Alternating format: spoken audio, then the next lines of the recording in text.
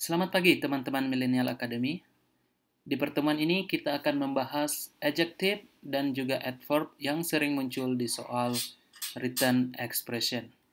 Oke, yang pertama kita langsung masuk di pembahasan tentang adjective.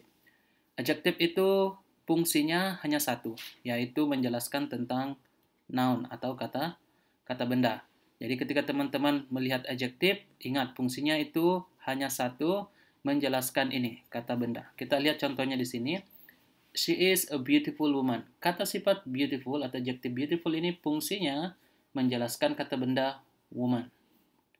Oke, jadi ketika dia mengikuti kata benda atau berada di depan kata benda, ini nounnya, ini adjektifnya, maka dia fungsinya menjelaskan kata benda setelahnya.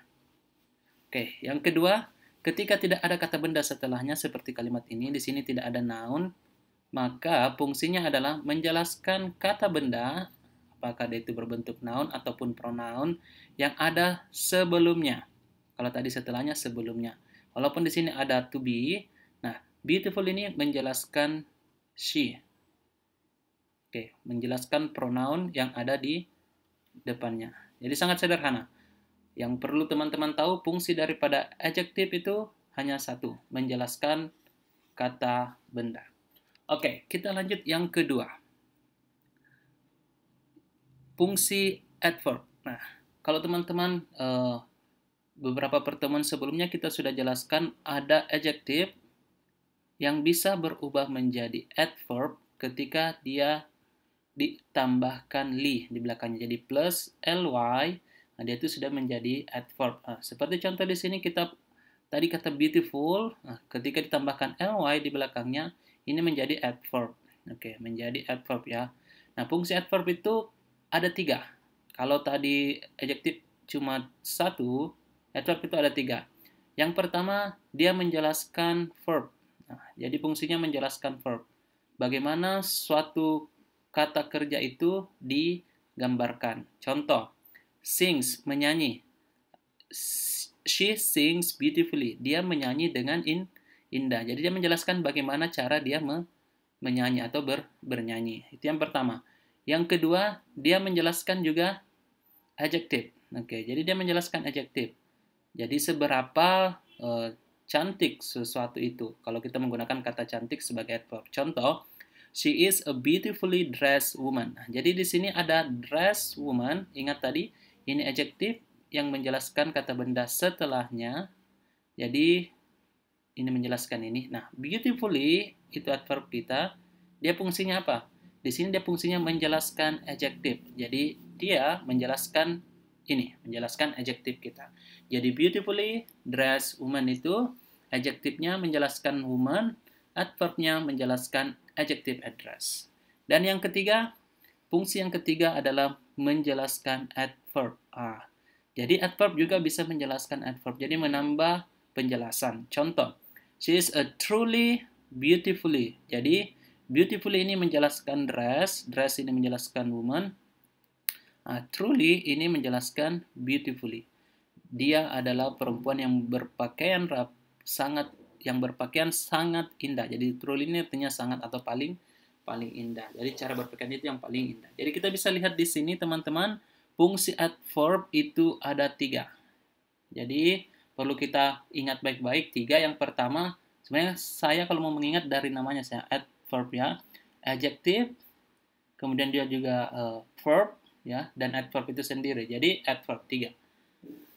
Oke, itu pembahasan pertama kita tentang fungsinya. Jadi yang perlu teman-teman tahu fungsinya saja. Oke, itu yang pertama. Nah, kita masuk dulu di contoh kalimat-kalimat yang banyak salah seperti ini.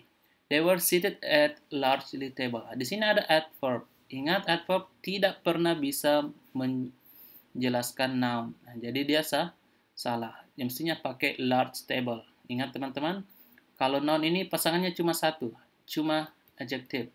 Oke. Kita lanjut yang kedua. The child talked quick to her mother. Talk ini verb, quick ini adjective. Adjective tidak menjelaskan verb, dia cuma menjelaskan noun. Jadi salah. Mestinya sini pakai apa? Quickly. The child talked quickly to her mother. Yang ketiga, We read an extreme long story.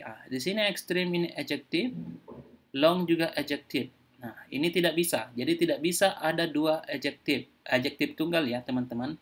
Bukan kata yang memang sudah kata jadinya, yang adjective dua.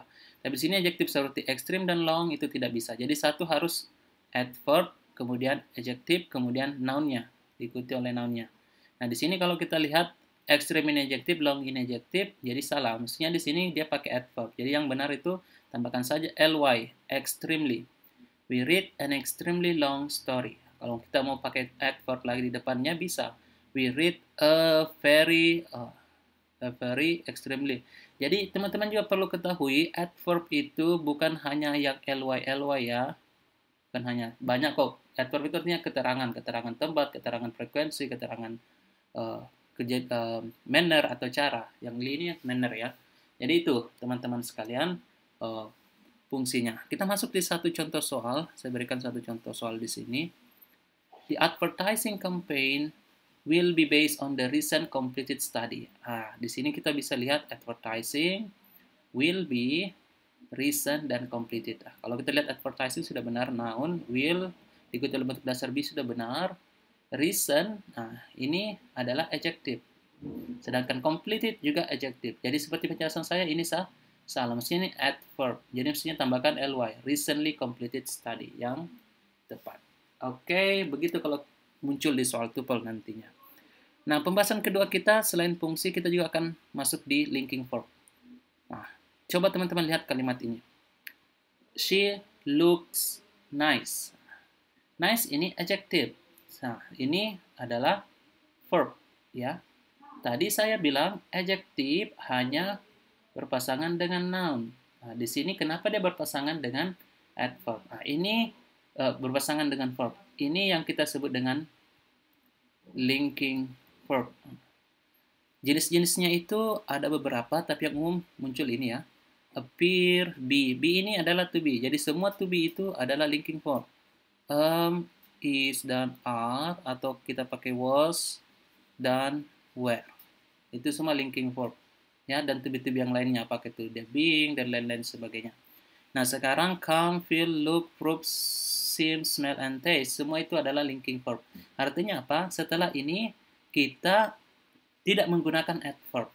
Ya, kita menggunakan adjective. Jadi semua ini harus diikuti yang namanya adjective. Kata sifat. Seperti di sini, she looks nice. Nah, she looks nice.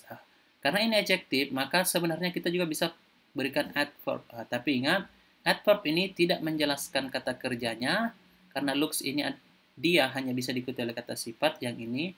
Nah, jadi adverb ini dia tidak menjelaskan kata kerja, tapi dia menjelaskan adjective.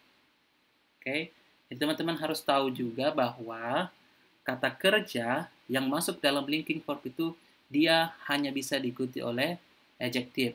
Oke, kalau tidak ada adjective setelahnya maka itu kalimatnya salah. Apalagi kalau yang ada itu cuma adverb. Oke, bisa ada adverb dengan catatan adverbnya ini menjelaskan kata sifatnya. Seperti contoh kalimat ini. Oke, teman-teman, itu yang dimaksud dengan linking verb. Oke, kita lihat contoh soal dengan linking verb ya. Ada sites of fossil discoveries throughout Wyoming, ranging from the fiery Tyrannosaurus rex to the milder Triceratops, have proven equally exciting. Kalau teman-teman lihat di sini kalimatnya benar semua ya, tapi ternyata pasti ada yang salah karena ini kalimat written expression. Nah, kalau teman-teman lihat tadi list of linking verb. Nah, ini namanya linking verb. Kita lihat proven ini salah satu linking verb. Artinya apa? Setelahnya ini harus ada adjective karena dia harus diikuti oleh kata sifat. Nah, equally ini kata adverb. Tidak masalah sebenarnya, yang penting di sini itu adalah adjective. Nah, excite itu bukan adjective. Excite itu dia adalah kata kerja. Nah, mestinya ini apa? Yang benar itu adalah exciting. Oke, jadi teman-teman ini yang salah. Jadi teman-teman kalau lihat kata-kata linking verb, ingat itu harus diikuti oleh adjective. Oke, kita lanjut di pembahasan terakhir. Jadi materinya cukup banyak. Nah, tentang adverb dan adjective itu kita juga perlu perhatikan posisi. Yang mana yang dimaksud dengan posisi di sini? Sebentar ya. Dimaksud dengan posisi adalah kesesuaian antara apa yang sudah kita pelajari tadi fungsinya dengan tempatnya. Oke, di mana mereka harus masuk. Oke, kita lihat di sini ya teman-teman. The information important is on the first page. Di sini noun, di sini adjective. Ini tidak boleh ya. Kalau single adjective, jadi satu kata adjective itu important, beautiful, dan lain sebagainya, dia harus berada di depan kata bendanya. Ingat teman-teman, dia berada di depan kata bendanya. The important information itu yang tepat. Oke, dia salah kalau information important. Jadi perhatikan baik-baik. Nah, yang kedua yang perlu teman perhatikan adalah posisi adverb terhadap kata kerja. Jadi kalau kalimat ini, he has taken recently an English course. Kita bisa mengerti dan terlihat benar, tapi sebenarnya salah. Salahnya di mana? Recently ini adalah adverb. Ada satu aturan dalam tata bahasa bahwa kata kerja, ini ya, verb, yang harus memiliki objek. Kalau istilahnya transitive. Transitive verb, kalau cek kamus ada transitive atau intransitive dari satu kata.